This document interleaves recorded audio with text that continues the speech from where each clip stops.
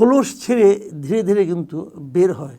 এই যে শুঁয়োপোকা বলি আমরা, প্রজাপতির জন্য প্রথমে শুঁয়োপোকা থাকে না, এটা ধীরে ধীরে তারা খোলস ছেড়ে বের হচ্ছে। যে আমি অনেক আগের থেকেই বলছিলাম যে এনসিপি নামে যে পার্টিটা আছে, এটা হলো ডক্টর ইউনূস সাহেবের ওই যে মিসকারেজ হয়ে যাওয়া যে পলিটিক্যাল পার্টিটা ছিল আগে, জাতীয় নাগরিক শক্তি, জাতীয় নাগরিক শক্তি, সেটারই আরেকটা মানে ওনার যে ওনার অনেক দিন ধরে প্রত্যাশা, উনি একটা রাজনৈতিক দল করবেন, সেই দল জনগণের মধ্যে খুব মানে আপনার গ্রহণযোগ্য নির্বাচনের মধ্যে দিয়ে ক্ষমতায় আসবে এবং তারপর উনি ক্ষমতায় আসবেন। সেই চেষ্টাটা প্রথম ব্যর্থ হয়েছিল।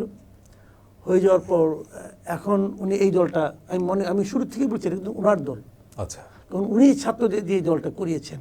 আপনি নিশ্চয়ই মনে আছে ফিনান্সিয়াল টাইমসকে উনি যে পডকাস্টে যে বক্তব্যটা দিয়েছিলেন, সেখানে কিন্তু উনি বলেছিলেন যে কিভাবে দল করতে উনি চাচ্ছেন। ছাত্রদেরকে উনি বলেছেন তোমরা একটা দল করো, ছাত্ররা বলেছেন আমরা দল করব, আমাদেরকে তো কেউ চেনে না।